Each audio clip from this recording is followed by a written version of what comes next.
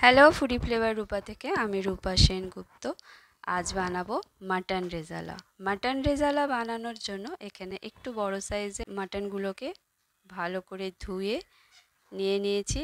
আর দু রকমই মাটন নিয়েছি, কিছুটা হাড় ছাড়া আছে আর কিছুটা হাড় আলা। এখন মাটনগুলোকে প্রেসার কুকারে দিয়ে দেবো।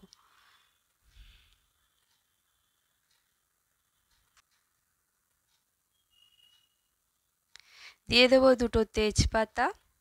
গোটা গরম মশলার মধ্যে দিয়ে দেবো চারটে ছোট এলাচ, দুটো বড় এলাচ, অল্প জয়িত্রী, 4 টুকরো দারচিনি আর কয়েকটা লবঙ্গ।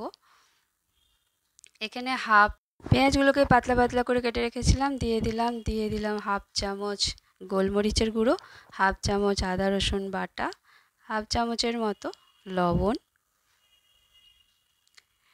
ছোট গ্লাসের 1 গ্লাসের মতন জল, 2 চামচ সাদা তেল। এই সব কিছু দিয়ে প্রেসার কুকার বন্ধ করে হাই ফ্লেমে একটা সিটি আর লো ফ্লেমে 3টে সিটি দিয়ে নেব। প্রেসার কুকার যতক্ষণ হচ্ছে এখানে একটা পেস্ট বানিয়ে নেব।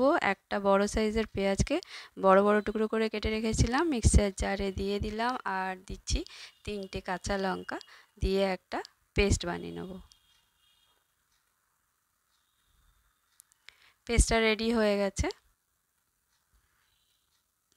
এদিকে গ্যাসে কড়া বসিয়ে দিয়েছিলাম, কড়া গরম হয়ে গেছে। কড়াই দিয়ে দিলাম 2 টেবিল চামচের মতো সাদা তেল। এখানে ঘিও ব্যবহার করা যায়, তোমরা চাইলে ঘিও ব্যবহার করতে পারো। আমি এখানে সাদা তেল ব্যবহার করেছি। তেল গরম হয়ে গেছে, দিয়ে দিলাম পেঁয়াজ আর কাঁচা লঙ্কার পেস্টটা, দেব 1 চামচ আদা রসুন বাটা। পেঁয়াজ আদা রসুনের জলটা শুকিয়ে যাওয়া অবধি কষিয়ে নেব। 5 মিনিট সময় লাগবে, 5 মিনিটে এই জল পুরো শুকিয়ে যাবে।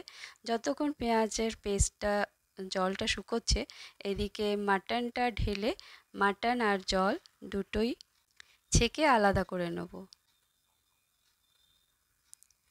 গোটা গরম মশলা আর তেজপাতা এই সব ছেঁকে বাদ দিয়ে শুধু জলটা নিয়ে নেব। এদিকে আরেকটা পেস্ট তৈরি করে নেব।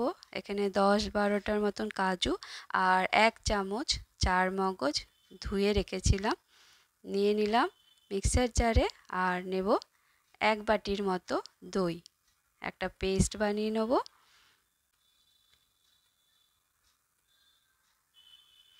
পেস্ট রেডি হয়ে গেছে, এখন সাইডে রেখে দিচ্ছি।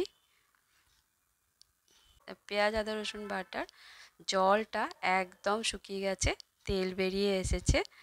এখন একদম লো ফ্লেম করে নেব, করে দিয়ে দেবো দই, কাজু আর চার মগজের পেস্ট। মিক্সার জারে অনেকটা লেগে আছে, মিক্সার জারটা ধুয়ে জলটা দিয়ে দিচ্ছি। এখন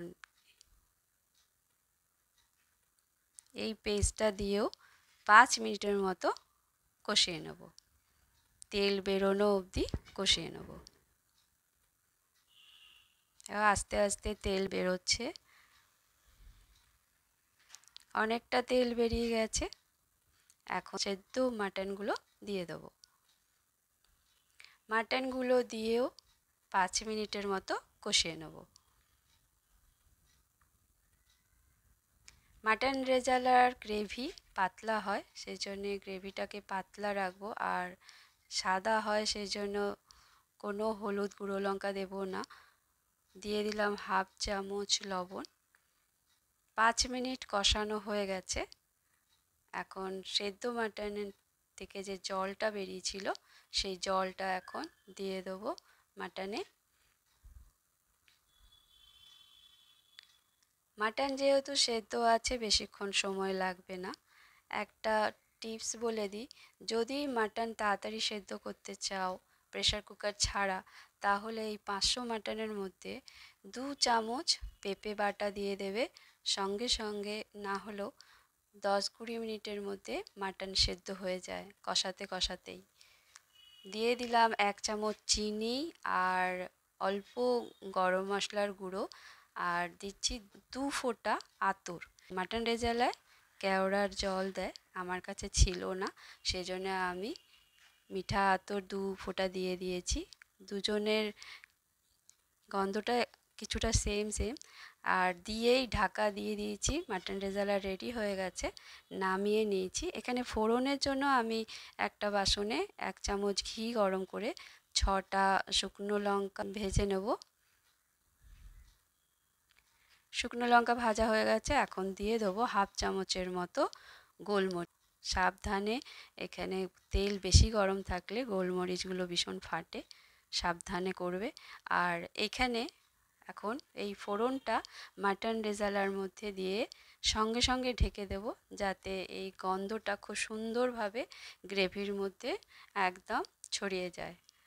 রেডি হয়ে গেছে আমাদের মাটন রেজালা, এখন সার্ভ করে দেখাচ্ছি।